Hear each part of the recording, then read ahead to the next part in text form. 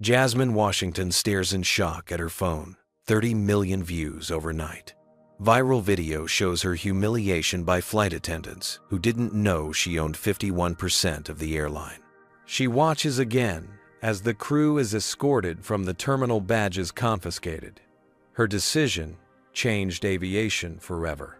Before we dive into this incredible story, drop a comment letting us know where you're watching from. Don't forget to hit that like button and subscribe to see more stories about people who turn discrimination into powerful moments of change. Ready to see how one undercover flight changed an entire industry? Let's go.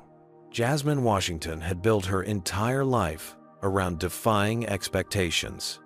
At 38, the aviation entrepreneur had already accomplished what most considered impossible, rising from a baggage handler position to owning a controlling stake in one of America's fastest-growing airlines.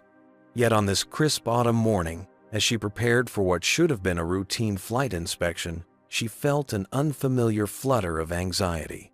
6 months ago, Jasmine had acquired 51% of Horizon Airlines through a silent investment, a strategic move that shocked the industry when finally announced.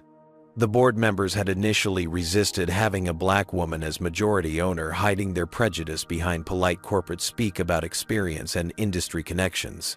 They'd expected a figurehead, someone content to collect dividends while they maintained operational control. They couldn't have been more wrong. Today marked her third covert inspection, a practice she'd implemented immediately after taking over. "You can't fix what you don't see," her father used to say. Harold Washington had spent 30 years as a janitor at Atlanta International, coming home with stories that shaped his daughter's understanding of how differently people were treated in the travel industry. His dream of seeing his daughter fly had manifested beyond anything he could have imagined before cancer took him 5 years earlier.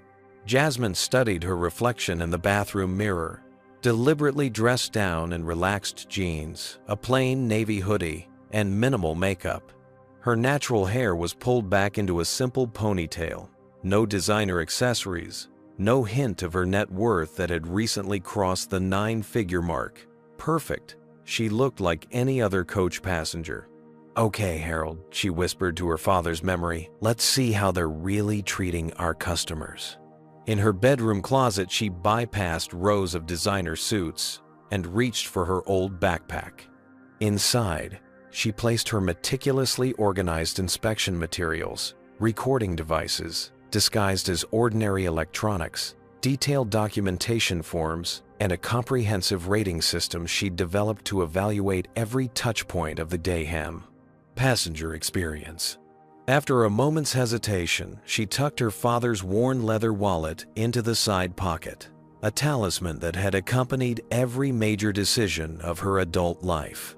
Jasmine had booked herself an Economy Plus on Horizon's flagship Atlanta to Chicago route, a 90-minute flight operated by one of the airline's newest Airbus A320neos.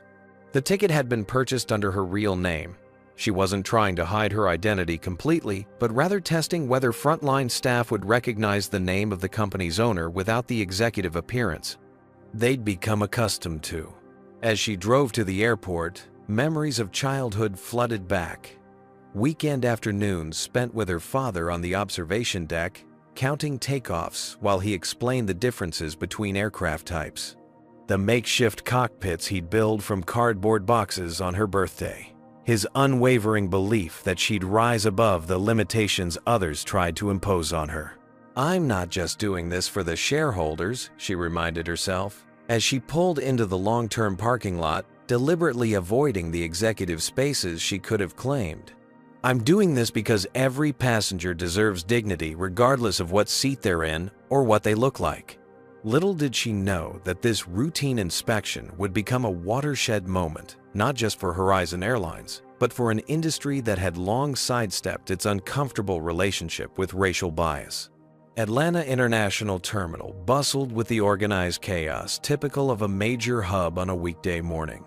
Jasmine joined the security line, observing the TSA agents as they processed the diverse crowd of travelers. She immediately noticed TSA agent Trevor Morris, whose demeanor shifted dramatically depending on who stood before him. "Good morning, sir. Denver's beautiful this time of year." Morris beamed at a middle-aged white man in business attire, carefully checking his boarding pass without scrutinizing his appearance. 30 seconds later, the same agent barely glanced at a Latino family, curtly directing them through the process without making eye contact. When an elderly South Asian couple struggled to understand his rapid-fire instructions, his impatience was barely concealed. Jasmine made mental notes as the line progressed. By the time she reached Morris, she documented 7 distinct interactions where white passengers received courteous treatment while minorities faced noticeably cooler receptions. ID and boarding pass, Morris demanded when Jasmine stepped forward, not bothering with the pleasantries he'd offered to others. "Good morning," Jasmine replied, pleasantly handing over her documents. Morris barely glanced at her face before scrutinizing her ID with exaggerated care, comparing the photo to her face multiple times, as though suspecting forgery. "Purpose of your trip to Chicago?" he asked, a question he hadn't posed to any white travelers Jasmine had observed. "Business," she answered simply. "What kind of business?" he pressed. "Aviation consulting," she replied, which was technically true. Morris finally waved her through with a dismissive flick of his wrist. Jasmine collected her belongings from the scanner, noting that the random additional screening had somehow selected 3 black passengers in a row. The walk to Concourse B gave Jasmine time to process what she'd witnessed. This wasn't her first experience with airport discrimination, but experiencing it as an anonymous passenger rather than a VIP executive highlighted how systematic the problem remained. When she reached Gate B14, where Horizon Flight 237 was preparing to board, a similar pattern emerged. Gate agent Rebecca Simmons greeted passengers with varying levels of enthusiasm that corresponded directly to their appearance and perceived social status. "We'll be boarding our premium cabin and elite status members shortly," Rebecca announced over the PA system, her voice professionally cheerful. Jasmine watched as Rebecca processed the first wave of passengers.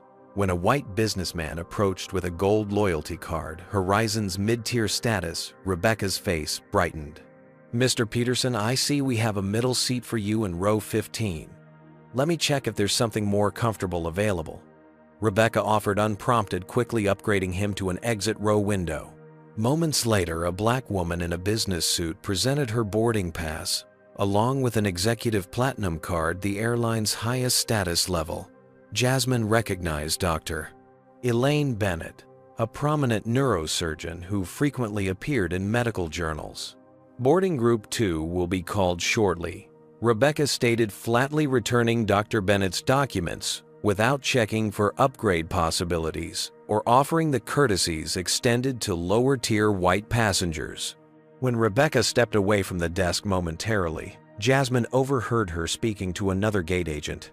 "We've got a lot of them on this flight," Rebecca murmured, with a meaningful glance towards several black passengers in the waiting area. "Chicago route always does." The other agent nodded knowingly. "Gonna be a long one." Jasmine felt her pulse quicken.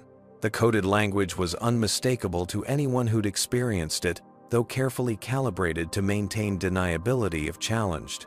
For a moment, Jasmine considered approaching the desk and revealing her identity.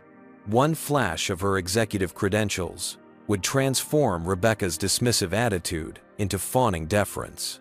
The temptation to witness that reversal was strong, but it would defeat the purpose of her inspection. Instead, she quietly documented the interaction in the Notes app on her phone, adding timestamps and specific details. If this was happening at her airline's flagship hub with her name on the manifest, what were passengers experiencing on routes she wasn't monitoring? When boarding finally began, Jasmine deliberately waited for the final group to be called. She wanted to observe the entire process, from premium passengers to basic economy. The pattern continued: warm personal interactions with white passengers, professional but cold efficiency with passengers of color. As she finally stepped toward the jet bridge, Jasmine steeled herself. If the ground experience showed this level of disparity, what awaited her on board Horizon Airlines Flight 237? "Welcome aboard," said lead flight attendant Meredith Phillips, her smile vanishing the moment her eyes met Jasmine's.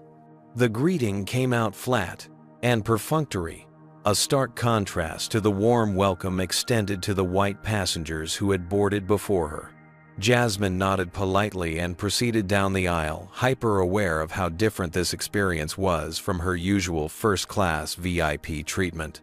Ahead of her, she observed flight attendant Keith Winters actively assisting white passengers with their luggage, offering cheerful suggestions about overhead bin space. "Can I get some help?" asked a young Latino man, struggling with a heavy carry-on. "You'll need to check that if it doesn't fit," Keith replied, without moving to assist, before immediately turning to help a white woman with a bag of similar size. By the time Jasmine reached row 22, most overhead bins were already full. She struggled to find space for her backpack, glancing around for assistance that never came. Flight attendant Brittany Miller walked by, deliberately avoiding eye contact, despite Jasmine's raised hand. "Excuse me," Jasmine finally said directly to Brittany. "Is there any space available for my bag?" Brittany sighed audibly. "You should have boarded earlier if you wanted bin space. You'll have to put that under the seat in front of you." 2 minutes later, Jasmine watched as the same flight attendant cheerfully helped a white passenger find overhead space for a bag larger than Jasmine's, even rearranging other items to make it fit. Jasmine took her assigned seat next to an elderly white woman who immediately tensed up. Gladys Bennett, as Jasmine would later learn from conversation snippets, clutched her purse tighter and shifted toward the window, creating as much distance as possible in the confined space. "Excuse me," Gladys called out to Keith as he passed by. "Is there any possibility of changing my seat? I'm not comfortable here." Keith glanced between Gladys and Jasmine, a knowing look passing between him and the elderly passenger. "Let me see what I can do for you," he responded sympathetically. Without asking Jasmine if she wanted to move without inquiring about the nature of Gladys's discomfort, Keith returned moments later. "Ma'am, I have a seat available in first class, if you'll follow me." Jasmine watched in disbelief as Gladys was escorted to first class, a free upgrade, apparently justified by her discomfort sitting next to a black woman. The seat beside Jasmine remained empty, as boarding completed a visible reminder of the prejudice she was documenting. Discreetly, Jasmine continued making notes on her phone, capturing timestamps, names from ID badges, and specific interactions. This was far worse than she had anticipated, and it was happening on her airline. At the front of the cabin, flight attendants Ryan Peterson and Brittany Miller huddled together occasionally, glancing in Jasmine's direction.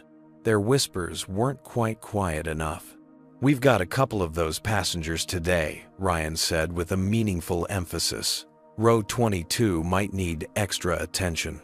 "Extra attention or less attention?" Brittany replied with a smirk. Jasmine maintained her composure, despite the anger building inside her. This was precisely why she had implemented these undercover inspections, to experience what ordinary passengers experienced when no executives were watching. As pre-flight service began, Jasmine observed another pattern. Passengers in premium economy received water or juice before takeoff, with flight attendants moving systematically through the cabin until they reached Jasmine's row, where they turned around and returned to the galley. After being deliberately skipped twice, Jasmine pressed her call button. 3 minutes passed before Meredith appeared, visibly annoyed. "Is there a problem?" Meredith asked, her tone suggesting that Jasmine herself was the problem. "I noticed beverages were being served, but my row was skipped," Jasmine explained calmly. "We're very busy, preparing for departure." "If you'd like a beverage, you'll have to wait until we're in the air," Meredith replied, before promptly walking away and serving a white passenger who had not pressed his call button. The captain's voice came over the PA system. "Ladies and gentlemen, we apologize for the slight delay. We're experiencing a minor maintenance issue that should be resolved shortly. "We expect to be on our way in about 20 minutes." Jasmine recognized the voice immediately. Captain Benjamin Fletcher, a pilot she had personally promoted 3 months ago after he'd been repeatedly passed over despite his outstanding record. The irony wasn't lost on her one barrier broken, while others clearly remained firmly in place. As they waited, Jasmine observed the crew's interactions with other passengers. The pattern was undeniable. White passengers received proactive service, friendly conversation, and immediate attention to their needs. Passengers of color were treated with bare minimum courtesy, if not outright dismissiveness. Jasmine had known discrimination existed in the airline industry. It was one of the reasons she'd fought so hard to gain a controlling interest in Horizon. But seeing it enacted so blatantly by employees of her airline cut deeper than she had anticipated. Her father's voice echoed in her memory. "It's not enough to reach the top, Jazzy. You've got to change the climate up there." The maintenance delay stretched on, giving Jasmine more time to observe and more examples to document. With each passing minute, it became increasingly clear that what she was witnessing wasn't a series of coincidences or isolated incidents. It was systematic practice discrimination carried out by employees who clearly felt secure in their behavior. What they didn't know was that their owner was watching, documenting everything, and preparing to transform Horizon Airlines from the inside out, starting with the crew of Flight 237. After 45 minutes on the ground, Flight 237 finally lifted off from Atlanta International, climbing smoothly through scattered clouds toward its cruising altitude. The fasten seatbelt sign dinged off, and the cabin crew began their service preparations. "Would you prefer still or sparkling water? Perhaps a glass of wine?" Brittany asked a white passenger across the aisle from Jasmine, her customer service smile firmly in place. The beverage cart moved methodically down the aisle, with Keith and Brittany working in practice tandem. Jasmine noticed they engaged warmly with white passengers, suggesting drink options and offering snacks proactively. When they reached passengers of color, the interaction became transactional at best, with minimal eye contact and no suggestions or pleasantries. When the cart finally reached Jasmine's row, Brittany leaned across to serve the passenger in the aisle seat, completely ignoring Jasmine. "Excuse me," Jasmine said politely. "Could I get some water, please?" Brittany glanced at her as though noticing her for the first time. "We'll come back," she said dismissively, already moving the cart forward. "I've been waiting while you've served everyone else." Jasmine persisted, her tone remaining professional but firm. "I'd like some water now, please." Brittany's expression hardened. With deliberate slowness, she poured water into a plastic cup, the contempt evident in her movements.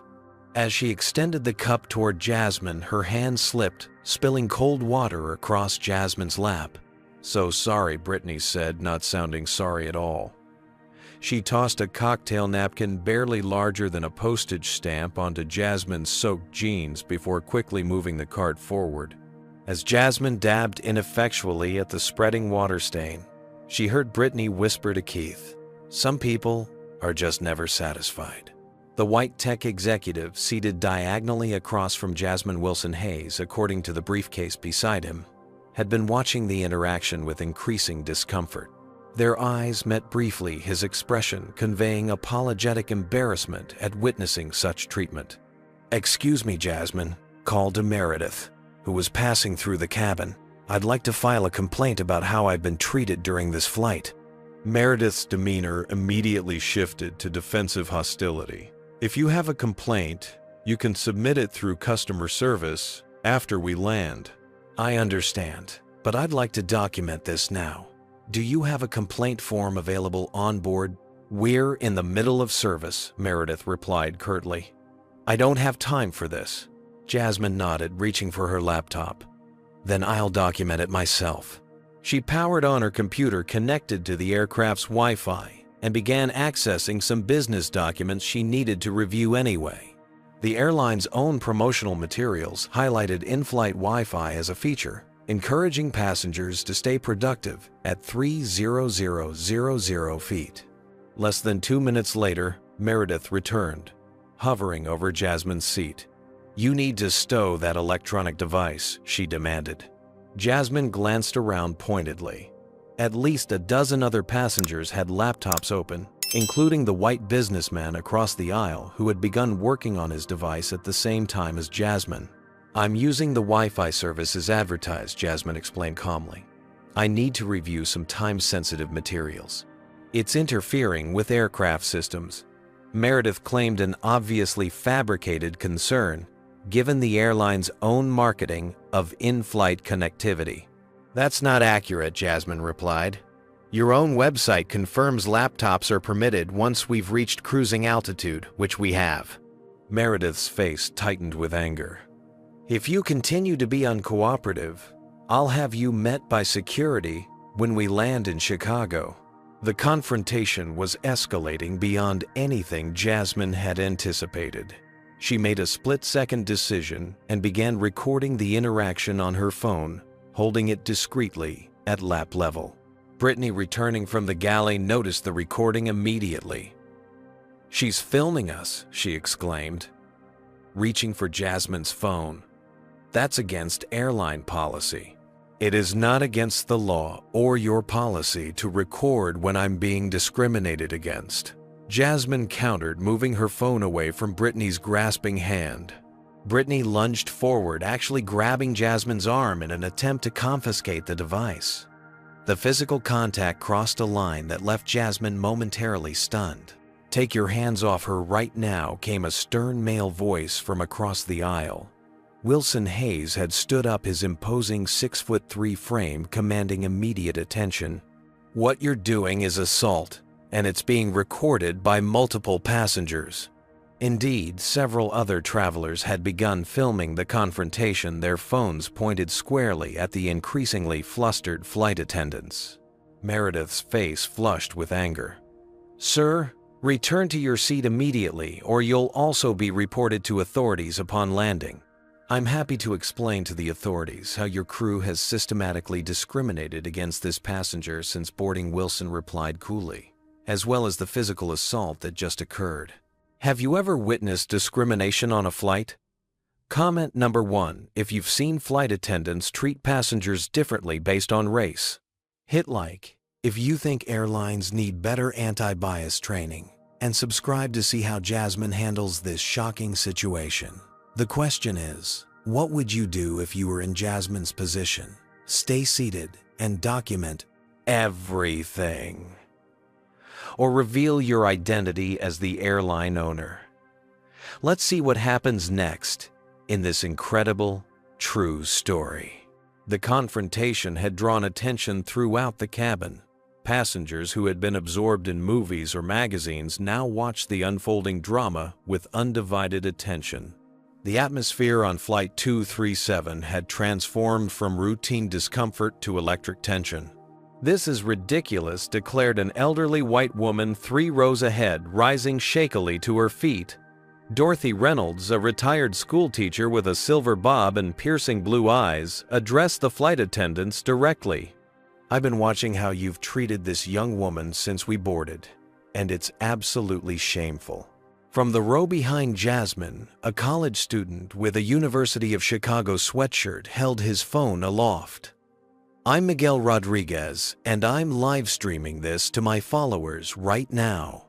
Already got 3,000 people watching. Keith's eyes widened in alarm. He whispered something urgent to Meredith, who glanced around the cabin and seemed to finally register that the situation had spiraled beyond their control. Multiple phones were recording passengers, were voicing support for Jasmine, and the crew's behavior was being broadcast live to thousands. The intercom crackled to life with Captain Fletcher's voice. Flight attendants prepare for arrival. Confused murmurs rippled through the cabin. They were only 20 minutes into what should have been a 90-minute flight. Meredith grabbed the cabin phone. After a brief conversation, she returned to the PA system. "Ladies and gentlemen, due to a passenger disturbance, we are returning to Atlanta. Please remain seated with your seatbelts fastened." "What passenger disturbance?" called out Wilson Hayes. "The only disturbance is coming from the crew." "That's right," agreed a businessman from first class who had wandered back during the commotion. We're all witnessing discrimination in action. Jasmine remained composed despite the chaos swirling around her. She continued documenting everything, her years of executive training kicking in as she maintained a professional demeanor, even while being the center of this extraordinary situation. "I'd like to speak with a supervisor when we land," she stated clearly, making sure her voice was captured on the multiple recordings in progress. "I've got your back," Wilson said, handing Jasmine his business card. Wilson Hayes, attorney specializing in civil rights litigation. "What they're doing is textbook discrimination." Dorothy Reynolds leaned forward from her seat. "I've been flying since the 1962nd, dear, and I've seen how things have and haven't changed. What's happening to you today isn't right, and I'm happy to provide a statement." Miguel, still live streaming, provided running commentary. "Looks like we're heading back to Atlanta, folks." Horizon Airlines crew tried to intimidate this passenger for simply asking to be treated equally, and now we're all being inconvenienced because they can't admit they were wrong. His viewer count had surpassed 10,000 and was climbing rapidly. What had begun as isolated incidents of discrimination had transformed into something unexpected. A spontaneous community of witnesses from diverse backgrounds united in their recognition of injustice. White grandmothers, Latino students, Asian business travelers, passengers from all walks of life were speaking up, comparing notes on what they'd observed since boarding. "They skipped serving her twice," confirmed a woman across the aisle. "And that older lady who moved, she didn't request it because of physical discomfort. I heard her mutter something about sitting next to one of them when she was being relocated," added another passenger. As the aircraft began its descent back to Atlanta, Jasmine noticed the flight attendants huddled in the galley, their expressions ranging from anger to fear, as the situation they had created continued to escalate beyond their control. The plane touched down 37 minutes after takeoff. As they taxied back to the terminal, Captain Fletcher's voice came over the intercom again. "Ladies and gentlemen, we apologize for the inconvenience. The aircraft will be met by customer service representatives who will assist with rebooking options." When they reached the gate, the door opened to reveal not only customer service personnel, but also 2 airport security officers. Meredith immediately approached them, pointing directly at Jasmine. "That's the passenger who has been disruptive," she declared loudly. "She refused to comply with crew instructions and created an unsafe environment." Security Officer Raymond Davis, an African-American man with 20 years of experience, approached calmly. "Ma'am, can you explain what happened?" Before Jasmine could respond, multiple passengers spoke up simultaneously. "She's lying. The crew has been discriminating against this passenger. We all saw what happened. Check our videos." Davis held up his hands. "One at a time, please." "Sir, you seem to have documentation. Can I see?" Miguel stepped forward, showing his live stream, which had now captured over 20 minutes of continuous footage. Other passengers presented their recordings as well, all clearly showing the crew's behavior. Officer Davis reviewed the evidence thoughtfully, then turned to his partner. "I think we need to have everyone involved come inside the terminal. This requires statements from all parties." As passengers began to deplane, the impromptu alliance remained close to Jasmine, forming a protective circle of support. Dorothy Reynolds linked arms with her as they walked up the jetway. Wilson Hayes kept his phone recording, capturing every moment. Miguel continued his live stream, now approaching 50,000 viewers as the hashtag number Horizon237 began trending on multiple platforms. What had begun as a routine flight inspection had transformed into something much more significant, a moment of collective witness against discrimination that no corporate damage control could easily dismiss. And Jasmine Washington, still maintaining her undercover role, was at the center of a storm about to engulf the airline industry. The gate area had transformed into an impromptu hearing ground, with airport staff hastily arranging chairs in a semicircle away from other passengers. Security officers Raymond Davis and his partner maintained order as Flight 237's passengers and crew assembled in tense, separate groups. Douglas Henderson, Horizon Airlines Atlanta operations manager, arrived 15 minutes later, his face fixed in what Jasmine recognized as his damage control expression. She had seen it during board meetings, whenever unfavorable statistics were presented. "Ladies and gentlemen," Henderson began, his voice calibrated to project soothing authority. "I understand there's been a misunderstanding on today's flight to Chicago. Horizon Airlines takes customer satisfaction very seriously, and we—" "This wasn't a misunderstanding," Wilson Hayes interrupted, stepping forward with the confidence of someone accustomed to courtroom confrontations. "This was systematic discrimination against a passenger based on her race, witnessed by dozens and documented extensively." Henderson's professional smile faltered slightly. "Sir, without conducting a proper investigation, we can't jump to conclusions about—" "I have 84 minutes of continuous video," Miguel Rodriguez interjected, holding up his phone. "My live stream has over 200,000 viewers right now, and they've all seen what happened." Henderson's eyes widened at the mention of live streaming. He turned to a colleague and whispered urgently, likely calculating the expanding PR disaster. "Perhaps we should discuss this in private," Henderson suggested, gesturing toward the airline's executive lounge. "No," Jasmine spoke clearly, standing her ground. "Everything that happened on that flight happened in public. This discussion should remain public as well." For the next 20 minutes, passengers recounted their observations.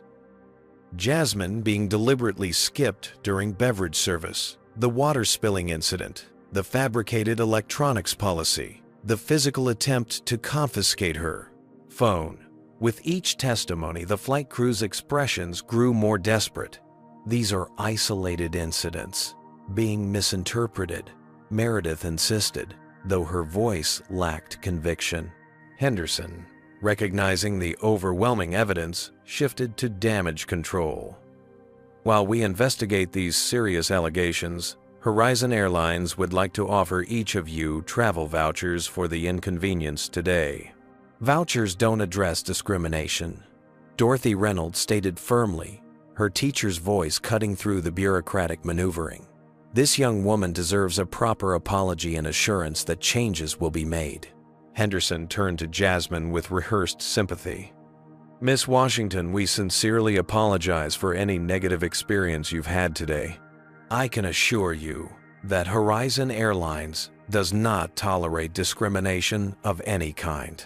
However, if you persist with these accusations, you should know that making false claims against our airline could result in you being banned from future Horizon flights." The thinly veiled threat hung in the air. Jasmine looked around at the faces of passengers who had stood up for her, at Miguel, still live streaming, at Wilson Hayes, who had placed his business card on the counter between them. The moment had come. Jasmine reached into her backpack and removed a slim leather portfolio embossed with the Horizon Airlines logo, the executive credential kit given only to C-suite officers and board members. She placed it on the counter and opened it, revealing her photo ID, business cards, and ownership documentation. "Douglas," she said calmly, "I don't think banning me from Horizon flights would be in the company's best interest, considering I own 51% of it." The revelation landed like a thunderclap. Henderson's face drained of color as he examined the credentials, recognition and horror dawning simultaneously. "Ms. Washington, we didn't recognize." Meredith leaned forward, squinting at the ID badge, her expression transforming from defiance to shock. Keith and Brittany stood frozen, the implications of their actions crashing down upon them. Miguel, still live streaming, captured the entire moment. "Oh my God, you guys. The passenger they've been discriminating against is literally the owner of the airline. This is insane." The live stream chat exploded, viewer count now approaching 500,000 as the story spread across social media platforms at lightning speed. "I've been conducting customer experience inspections," Jasmine explained, her voice steady and authoritative. flying as a regular passenger to assess how our team members treat customers when they think no executives are watching. She turned to face the assembled passengers. What I experienced today, what you all witnessed and stood against, is unacceptable. Not just on my airline, but on any airline in any business anywhere. Henderson fumbled for his phone, frantically dialing corporate headquarters. Sir, we have a situation. Yes, she's here. No, we didn't know. She was flying coach. Yes, sir, immediately. Jasmine took control of the situation, with the practiced ease of someone accustomed to running boardrooms. Douglas, effective immediately, every crew member involved in today's incident is suspended pending a full investigation. She turned to the security officers. Officer Davis, I'd appreciate it if you would escort these team members to HR for processing. Their badges should be confiscated until our investigation is complete. Davis nodded professional, but unable to completely hide his satisfaction at the turn of events. This isn't fair, Brittany protested. We were just following procedures. Which procedures specifically authorized deliberately skipping passengers during service? Physical contact to confiscate recording devices or fabricating electronics policies, Jasmine countered. I'd be very interested to see those written procedures as they directly contradict our published customer service guidelines. Henderson, still reeling from the revelation, attempted to salvage his own position. Miss Washington, had we known you were on board, we would have treated me with basic human dignity. Jasmine completed his sentence. The problem, Douglas, is that every passenger deserves that dignity, not just the airline's owner. That's exactly why I was traveling incognito to experience what our everyday passengers experience. She addressed the gathered crowd. To everyone on Flight 237, I apologize for what you experienced and witnessed today. Horizon Airlines will fully refund your tickets, provide accommodation for those who need it, and rebook you on tomorrow's flights with upgraded seating. Turning back to Henderson, she continued. I'll be convening an emergency board meeting this afternoon. I expect you to provide complete passenger manifests, crew records, and all complaint histories for the staff involved. Miguel's live stream captured it all, his commentary unnecessary, as the scene unfolded with cinematic justice. Dorothy Reynolds wiped away tears of vindication. Wilson Hayes stood with arms crossed, a satisfied smile on his face. As Henderson hurried away to make arrangements, Meredith, Keith, and Brittany were escorted from the terminal, their crew badges collected by security personnel. The public humiliation of their exit was captured from multiple angles by passengers' phones, cementing what would become one of the most viral moments in corporate accountability history. Miss Washington Wilson Hayes approached her. As the crowd began to disperse, what you did today goes beyond one airline or one incident. You've created a watershed moment for consumer rights and anti-discrimination efforts. Jasmine nodded, the weight of the moment settling on her shoulders. What had begun as a routine inspection had transformed into something much larger, a public reckoning that would force not just Horizon Airlines, but the entire industry to confront its uncomfortable relationship with race and customer treatment. As she gathered her belongings to head to corporate headquarters, Jasmine paused to touch her father's wallet in her pocket. "We're changing the climate, Dad," she whispered. "Just like you always said we would." 3 hours after Flight 237 returned to the gate, Horizon Airlines' executive boardroom vibrated with tension. Senior vice presidents and directors sat rigidly around the polished mahogany table, eyes fixed on their laptops, displaying the viral catastrophe unfolding across social media.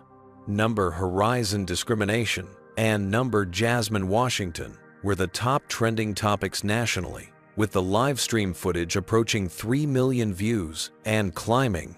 The door swung open, and conversation ceased instantly as Jasmine Washington entered. Gone was the casual attire from her flight. She now wore a perfectly tailored charcoal suit that projected the authority of her position. The executives rose reflexively, an instinctive acknowledgement of the power dynamics that had shifted dramatically since morning. "Sit down," Jasmine said quietly, her composed demeanor more intimidating than any display of anger. "We have a lot to address." Chief Marketing Officer Bradley Thompson was the first to speak, his voice tinged with barely disguised panic. "Miss Washington, our PR team, has drafted a statement expressing regret for the misunderstanding and understanding." "There was no misunderstanding," Jasmine interrupted, placing her phone on the table. She played a brief clip from her own recordings, showing Meredith deliberately skipping her during the beverage service while serving white passengers on either side. "This is discrimination, plain and simple." She continued, switching to another clip of Brittany's physical attempt to grab her phone. "And this is assault. Both occurred on my airline, perpetrated by employees wearing our uniform, representing our brand." Chief Financial Officer Nathan Blackwell cleared his throat. "The stock has already dropped 8% in after-hours trading. We need to contain this immediately."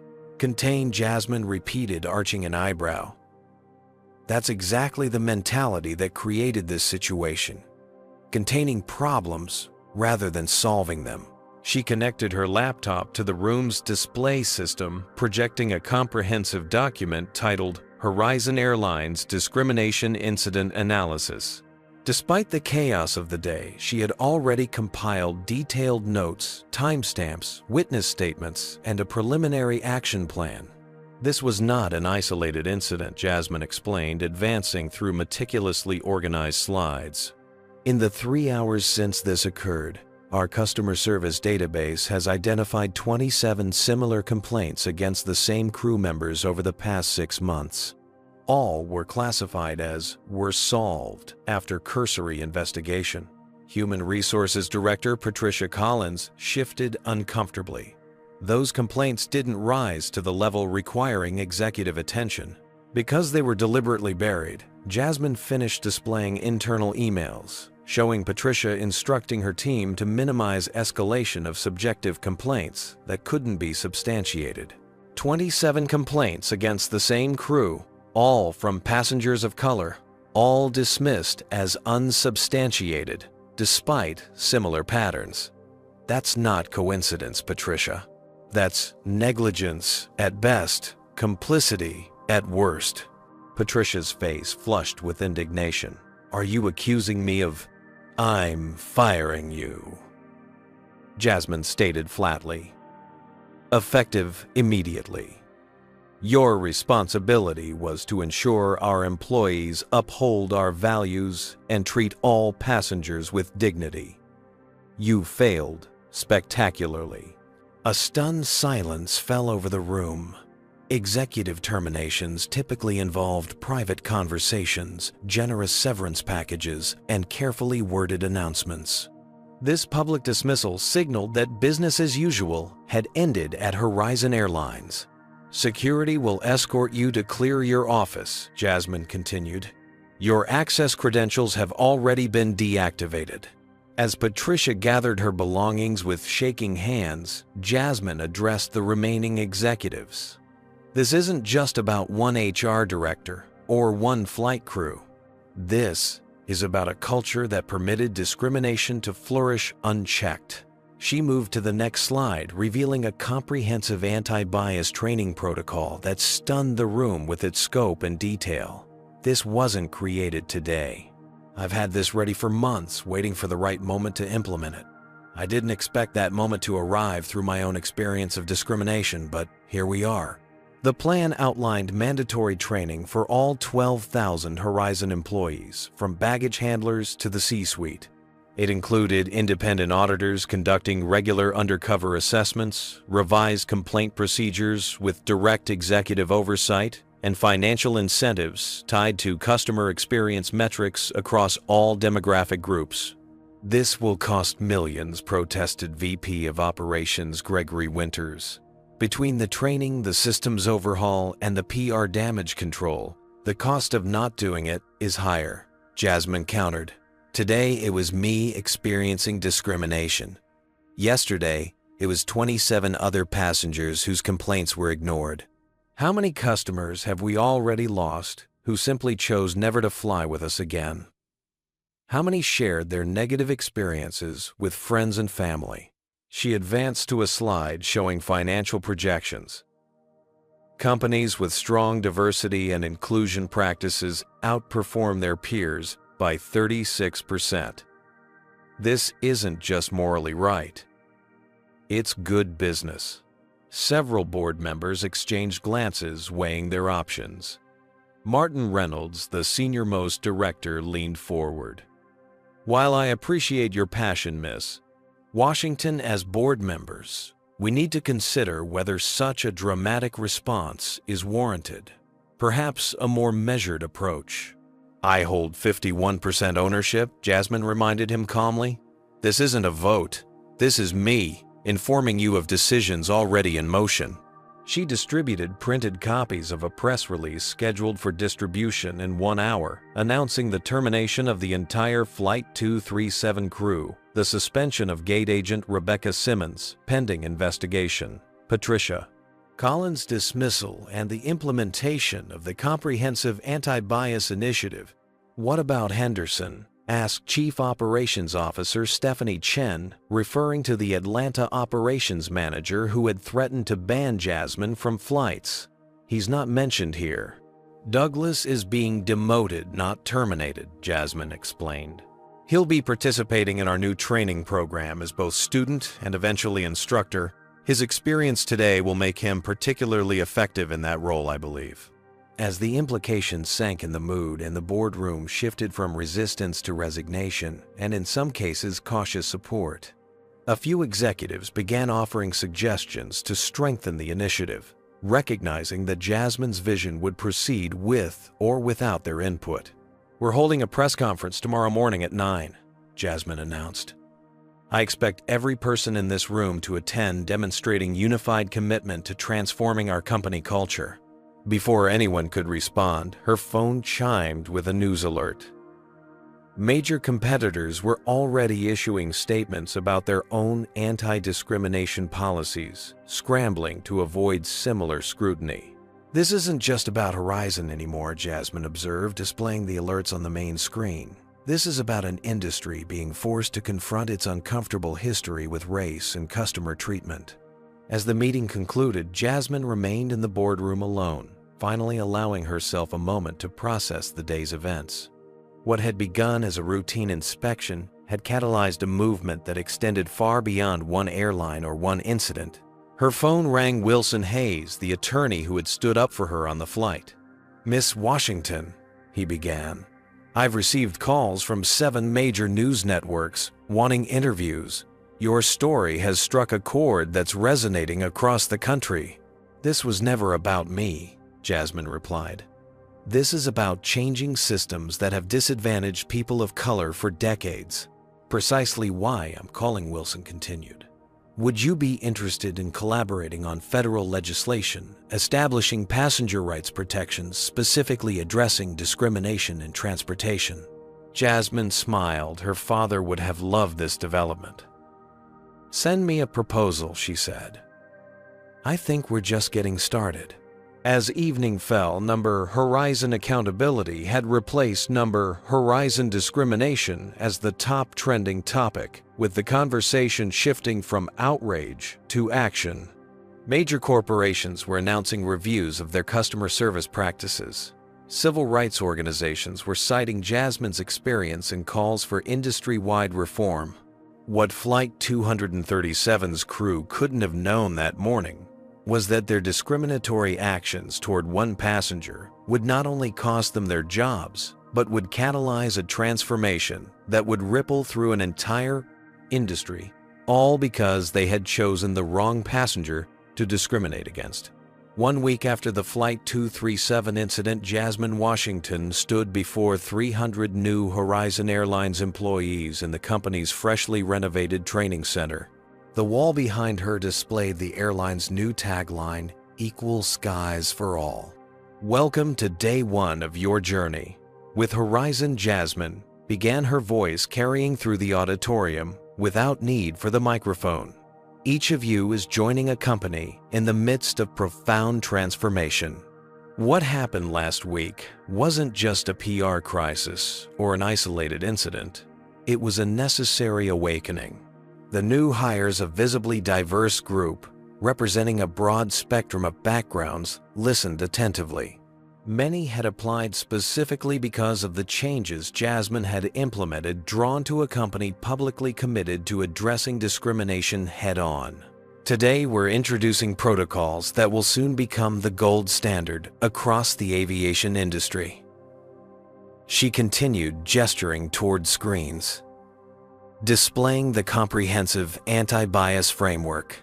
These aren't suggestions or guidelines, they're fundamental requirements for working at Horizon Airlines. The new protocols included mandatory quarterly blind testing, where executives would fly as regular passengers from diverse demographic backgrounds, reporting systems that flagged patterns of complaints rather than treating each as an any-wencer. Isolated incident and financial incentives tied directly to equitable customer satisfaction scores across all passenger demographics. As Jasmine outlined each component, her phone buzzed with a notification. Keith Winters, one of the fired flight attendants, had filed a wrongful termination lawsuit claiming he was being scapegoated for following standard industry practices. Her legal team had anticipated this. The extensive documentation, multiple witness statements and video evidence made the case virtually unwinnable. But the lawsuit represented the resistance to change that still permeated parts of the industry. Some of you may have seen the news about litigation from former employees Jasmine addressed, directly refusing to shy away from controversy. Let me be clear. Discriminatory behavior is not and will never again be a standard practice at this airline, regardless of what occurs elsewhere in the industry. She advanced to the next slide, showing Wilson Hayes, the attorney who had defended her on Flight 237. I'm pleased to announce that Mr. Hayes has accepted the position of Civil Rights Compliance Officer, a new C-suite role with direct reporting lines to me and the board. Wilson stood to appreciative applause. His appointment had raised eyebrows among industry traditionalists, but had been widely praised by civil rights organizations and business ethics experts as a concrete step beyond typical corporate damage control. Additionally, Jasmine continued, we've established a customer experience advisory board comprised of diverse frequent flyers who will provide regular feedback on our service quality. The screen displayed the advisory board members, including Dorothy Reynolds, the elderly teacher who had stood up for Jasmine on the flight. At 78, Dorothy brought decades of travel experience and a lifetime of observing how service differed based on a passenger's appearance. Some of you may recognize Miguel Rodriguez. Jasmine gestured toward a young Latino man entering from stage left. Miguel's live-stream documentation of discrimination aboard Flight 237 has been viewed over 30 million times. I'm delighted to announce he's joining our marketing department as Digital Advocacy Coordinator. Miguel smiled somewhat shyly at the applause. His social media savvy and commitment to transparency made him an unconventional but powerful addition to the corporate team. As the presentation continued, Jasmine observed the reactions across the room. Most new hires appeared genuinely enthusiastic about the changes, while a few seemed skeptical but willing to adapt. Only one or two showed the thinly veiled resistance she had grown accustomed to identifying in her years navigating corporate aviation. Behind the scenes, implementation hadn't been without challenges. Some veteran employees resisted the new training requirements, claiming they were already unbiased and didn't need additional education. A contingent of middle managers worried that the emphasis on equity would somehow compromise efficiency or profitability. Concerns Jasmine addressed directly with data showing that inclusive businesses outperform their peers consistently. These changes aren't just about avoiding another viral incident, she emphasized. They're about building the airline my father always dreamed of when he worked as a janitor at Atlanta International, watching travelers being treated differently based on their appearance. She shared a photograph of Harold Washington in his airport uniform, standing proudly beside a much younger Jasmine on a rare take your daughter to work day. Many in the audience visibly connected with this personal dimension of her mission. My father used to tell me, "Someday you'll change things, Jazzy." He didn't live to see me acquire ownership of Horizon, but his vision guides everything we're doing today. After the presentation, Jasmine reviewed the latest metrics with her executive team. Advanced bookings had initially dropped following the incident, but had rebounded significantly after the comprehensive response was announced. Customer service scores were already showing improvement, particularly among minority passengers who reported feeling a tangible difference in how they were treated. Not every indicator was positive, however. An anonymous survey revealed pockets of resistance among longer-tenured employees who viewed the changes as overcorrection or political correctness gone too far. Addressing this resistance without creating a witch hunt atmosphere remained a delicate challenge. As the day concluded, Jasmine found a letter on her desk, a handwritten note from a 13-year-old black girl named Zoe. "Dear Miss Washington, I saw what happened to you on that airplane and how you changed everything afterward. I've always wanted to be a pilot but was afraid I wouldn't be accepted. Now I'm asking my parents for flying lessons. Thank you for showing me the sky has no limits. Sincerely, Zoe Daniels." Attached was a childish drawing of a Horizon Airlines plane with a young black pilot in the cockpit. Jasmine immediately authorized the creation of the No Limit Scholarship Program for minority students pursuing aviation careers with Zoe Daniels, named as the first recipient. The industry transformation she had catalyzed would extend far beyond customer service protocols into the fundamental question of who got to participate in aviation's future. That evening, as Jasmine reviewed training video scripts that incorporated actual footage from Flight 237 with appropriate permissions from those involved, she reflected on how a moment of humiliation had transformed into a movement, with implications far beyond one airline or one incident. Her father had been right all along. Sometimes it took experiencing the problem firsthand to truly understand how to fix it. And sometimes the most powerful position from which to witness discrimination wasn't the executive suite, but seat 22B in economy class. 6 months after Flight 237 became synonymous with transformation in corporate America, Jasmine Washington stood on stage at the National Aviation Conference, accepting the inaugural Leadership in Equity Award. The audience of industry executives, many of whom had initially criticized her extreme response to the incident, now rose in standing ovation. "Thank you," Jasmine began once the applause subsided. "But this recognition doesn't belong to me alone. It belongs to every passenger who has ever experienced discrimination and didn't have the platform I had to address it. It belongs to the allies on that flight who spoke up when witnessing injustice. And it belongs to every Horizon employee who embraced change rather than resisting it." In the half year since the incident, Horizon Airlines had undergone a remarkable metamorphosis. The company's stock, after an initial decline, had rebounded to reach an all-time high as investors recognized the business value of authentic commitment to equitable service. Customer satisfaction scores had increased across all demographic groups, with particularly significant improvements among minority passengers. Industry publications that had once dismissed Jasmine's response as overreaction now featured Horizon's protocols as case studies in effective corporate transformation. 3 major competitors had implemented similar anti-bias training programs, tacitly acknowledging that the standards of the entire industry had permanently shifted. After her keynote address, Jasmine participated in a panel discussion alongside other industry leaders who shared their company's evolving approaches to combating discrimination. The conversation revealed how much had changed and how much work remained. "We're seeing real progress," noted the CEO of a major international carrier, "but we still encounter resistance from employees who don't understand why these changes are necessary." "How did you address that at Horizon?" "By making it personal," Jasmine replied. "We didn't just mandate training.